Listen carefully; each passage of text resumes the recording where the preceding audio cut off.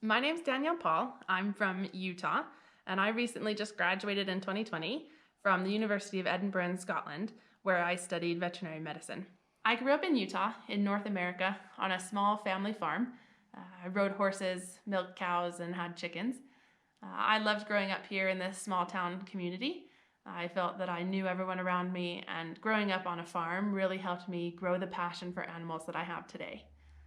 After studying veterinary medicine for 4 years in Scotland, I decided to move back to North America, back to my hometown, and work for a practice that I'd worked for before I went to vet school, called Coldwater Animal Hospital.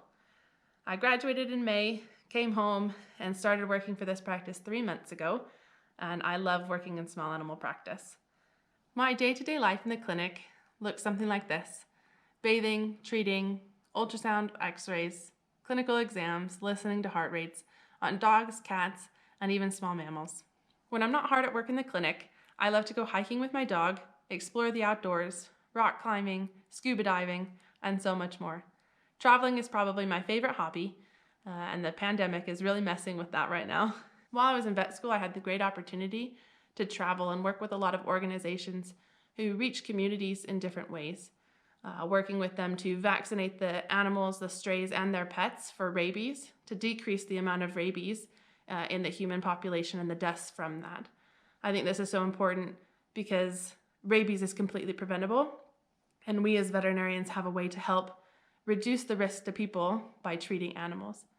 I also had the opportunity to work with a lot of spay and neuter programs so that we decrease the stray animal population in those communities. One of my favorite trips in vet school was when I traveled to South Africa and for 18 days worked with wildlife there.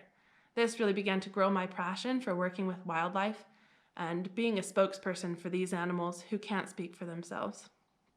I worked with rhino, who right now are endangered, and they are poached for their horns. I think it's so important with the voice that we have on social media as veterinarians to advocate for animals who are endangered, mostly those who are endangered because of human interaction.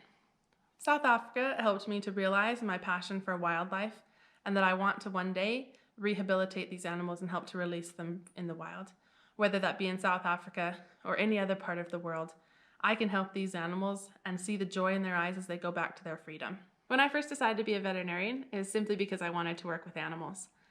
But once I got through vet school, I started to realize that my goals and aspirations and the drive for me to continue in healthcare was different. I, as a veterinarian, am a spokesperson for animals. Within my social media accounts, I currently try to teach people why animals are important, how we can better serve them, and why wildlife is important within our ecosystems, why it's important that we protect them, and why it's our job to stand up and speak out for them because they can't speak for themselves. I hope that in 5, 10, and 15 years, I can take the knowledge that I've learned from small animal practice and all of my experience, and I can step out and be more of a wildlife veterinarian and a spokesperson in my community. Some of the best advice I've gotten is never give up on your dreams and to believe in yourself. And this is what I'm going to continue to do for the rest of my life as I stand up for animals and give them a voice.